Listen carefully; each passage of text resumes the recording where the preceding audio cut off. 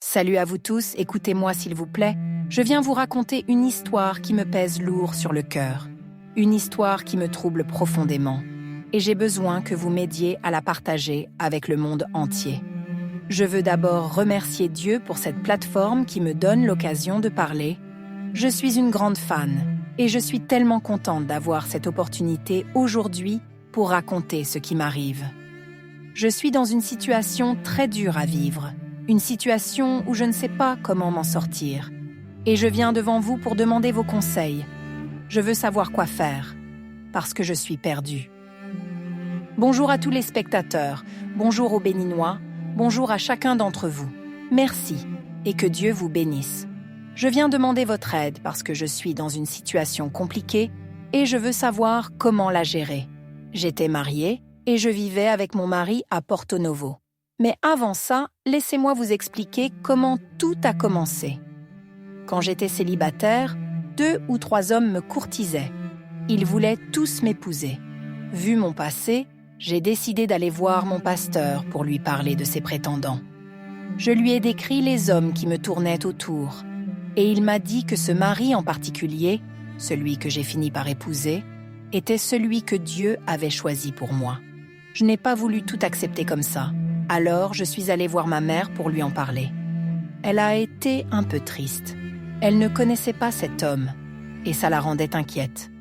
Elle m'a dit « D'accord, je vais faire mes propres vérifications de mère. » Elle est allée dans le quartier où vivait la mère de cet homme pour enquêter. Malheureusement, quand elle est revenue, elle était bouleversée. Elle avait entendu des choses moches sur la belle-mère. Les gens disaient qu'elle était une femme méchante, très dure.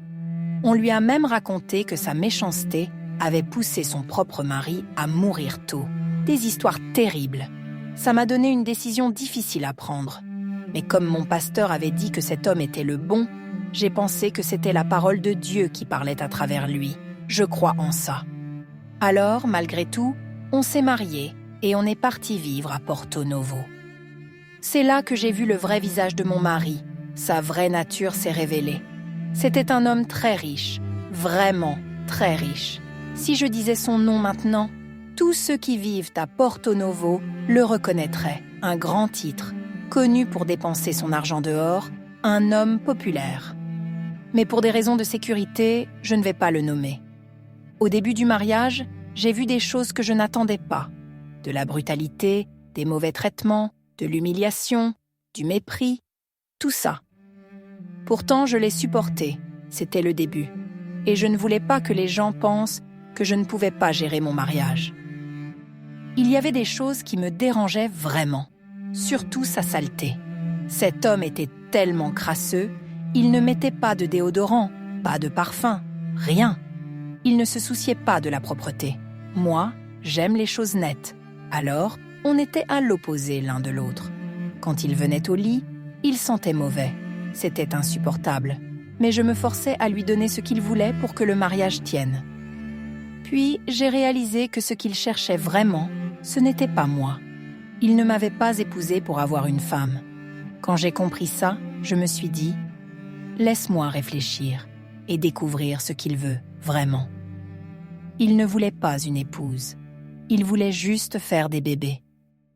Alors, pour qu'il soit comme je voulais, j'ai commencé à lui acheter des déodorants, des parfums, du bon savon, de la crème, tout pour que je puisse supporter de coucher avec lui et lui donner ce qu'il désirait le plus. Et ça a marché. J'ai fini par tomber enceinte. En peu de temps, j'ai eu 5 enfants, tous par césarienne, une opération après l'autre. Mais cet homme ne me laissait pas respirer. Il ne me donnait pas le temps de me remettre d'une opération qu'il voulait déjà un autre enfant. Ma santé ? Il s'en fichait. Que je vive ou que je meure, ça ne le dérangeait pas. Tout ce qu'il voulait, c'était des enfants, encore des enfants. Et moi, je les lui donnais.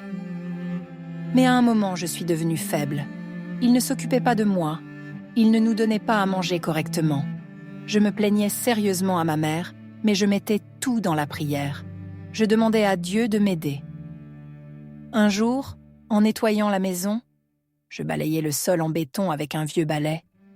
J'ai trouvé de l'argent caché dans une de ses chaussures. Une fois, J'ai pris 100 000 naira. Pendant 3 mois, il n'a même pas remarqué que ça manquait. Il avait tellement d'argent qu'il oubliait où il le mettait. Mais il ne voulait pas m'en donner. Il en avait plein, mais il me laissait crever. Je ne voulais pas le dénoncer dehors. Si je commençais à mendier chez mes proches, il dirait « Retourne chez ton mari ». Alors, pour protéger mon mariage et mes enfants, j'ai trouvé une autre solution. Je prenais de l'argent dans ses sacs, ses chaussures, partout où il le cachait. Avec ça, j'achetais de l'eau pure, je faisais mes cheveux, des choses simples pour survivre. Mon mari payait juste les frais d'école des enfants. Il allait lui-même à l'école pour s'assurer que l'argent ne passe pas par moi. S'il devait acheter des livres ou des stylos, il faisait tout pour que je n'aie pas un kobo en plus. Il contrôlait tout. C'était un homme toxique, terrible. Mais je ne pouvais rien faire. À un moment, sa méchanceté est devenue insupportable. Il avait tout, l'argent, les moyens, mais il me traitait comme si je ne valais rien. Il me battait, souvent, sans raison. Peu importe si j'allaitais ou si je portais un enfant, il me frappait quand même. Je ne pouvais plus tenir ça. Un jour, il m'a battue si fort que je suis restée clouée au sol pendant 3 jours. Ça a choqué nos voisins. Une femme du quartier m'a dit « Ma fille, si tu te fais casser la tête, tu ne trouveras pas de bouche pour manger. Tu ferais mieux de quitter cet homme pour rester en vie. Je ne peux pas te mentir, j'ai payé tes factures d'hôpital. Je t'ai sorti de là plusieurs fois pour que tu restes avec lui. Mais cette fois, c'est trop. Tu ne survivras pas. » Elle m'a conseillé de partir. Elle m'a promis de m'aider à retourner chez mes parents. J'étais tellement heureuse ce jour-là. Elle m'a donné de l'argent pour le transport, assez pour moi et mes enfants. Cette nuit-là, j'ai fait mes valises en cachette. Je savais que si je disais à mon mari que je partais, il ne me laisserait pas faire. Il est sorti à 10 heures le lendemain matin. Une fois qu'il était loin, on a bougé, mais on n'est pas allé au parc tout de suite par sécurité. La voisine nous a emmenés chez une amie près du parc, une petite maison avec des murs en parpaing. Cette femme nous a fait à manger, a donné du porridge à mon plus petit, qui tétait encore. On a passé la nuit là. Pendant ce temps, j'appelais un gars que je connaissais au parc pour vérifier si mon mari y était. Je savais qu'il pouvait faire du drame pour récupérer les enfants. Il adore ses enfants, pas moi. Il écraserait n'importe qui pour eux. Le gars m'a rappelé « Ton mari est au parc. Il fait un gros scandale. Il met sa tête dans chaque voiture pour vous chercher. » J'étais terrifiée. J'ai dit à mes enfants de rester calmes. Je devais être forte pour eux. Puis, l'impensable est arrivé. Le gars du parc m'a appelé « Où que tu sois, sors vite ». Ma voisine m'a appelé avec un autre numéro. Elle m'a dit « Ne réponds pas si c'est mon numéro habituel, juste au nouveau numéro. Ils m'ont arrêté, mais je ne lâcherai pas tant que tu ne seras pas au village avec tes enfants. » Elle m'a expliqué que mon mari avait tout découvert. Il était allé à la police avec un rapport. Il avait utilisé notre certificat de mariage pour accéder à mes appels via le réseau. Il avait mes conversations enregistrées. Il a appelé tous ceux que j'avais contactés, y compris elle et le gars du parc. Et il les a fait arrêter pour qu'ils me livrent avec les enfants. J'étais paniquée. Quelqu'un nous a dit « Changez de parc, ne passez pas par celui qu'il connaît et ne rentrez pas directement au village. » On a coupé le trajet. On a passé presque 4 jours sur la route, à souffrir avec les enfants, dormant dans des bus ou des gares miteuses. Mais ça valait le coup. Ma vie et celle de mes enfants en dépendaient. On est arrivé chez une de mes sœurs, épuisée, mais vivant. Je ne sais pas comment, mais le lendemain matin, un samedi, mon mari a débarqué dans la cour de mes parents. Il avait voyagé de nuit, je suppose. Il a libéré ceux qui l'avaient arrêté, ma voisine, le gars du parc, dès qu'il m'a vue. Il a fait un scandale. Il criait qu'il ne voulait plus me voir, qu'il voulait juste ses enfants. Mes parents l'ont supplié de régler ça calmement. Il n'avait pas beaucoup de pouvoir, là, dans la maison de mon père. Puis, sa sœur cadette est arrivée. Elle a dit que je devais lui donner mes enfants pour qu'elle les élève dans la maison de son propre mari. Mes enfants, 4 garçons et une fille, que j'ai portés pendant 9 mois chacun. On a porté l'affaire au tribunal, par la grâce de Dieu. Ils ont jugé en ma faveur. Les enfants sont mineurs. Ils restent avec moi, mais il doit payer pour tout ce qui les concerne. Ils ont fixé une pension mensuelle. Il a accepté et on l'a mis par écrit. Avant ça, il se vantait partout. J'ai de l'argent. Je gagnerai dans n'importe quel commissariat. Une seule affaire me couvre tout. Je vais reprendre mes enfants. Et c'était vrai. Dans les postes de police, il gagnait grâce à ses pots de vin. Mais avec la prière et la miséricorde de Dieu, le tribunal a tranché pour moi. Les enfants sont restés avec moi. Ensuite, pour leur offrir une meilleure vie, j'ai quitté mon village pour Cotonou. Je voulais leur donner un avenir. Là, un gars m'a aidé. Pas de promesse de mariage, juste du soutien. Il m'a pris en charge, moi et mes enfants. On a loué une chambre et un salon, et j'ai mis les enfants à l'école. Quand j'ai besoin d'un homme, il vient. On passe du temps ensemble, mais ce n'est pas une histoire de mariage. Mais voilà pourquoi je suis ici. Le mois dernier, on m'a appelé. Ce gars s'est marié à une autre femme et elle a eu une fille avec lui, très vite. Ma voisine m'a dit que cette femme souffre encore plus que moi avec mon mari.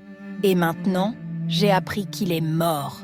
La sœur cadette de mon mari raconte partout que c'est moi qui l'ai tué. Moi, qui ai quitté cet homme il y a plus de 11 ans. Mon aîné a 20 ans maintenant.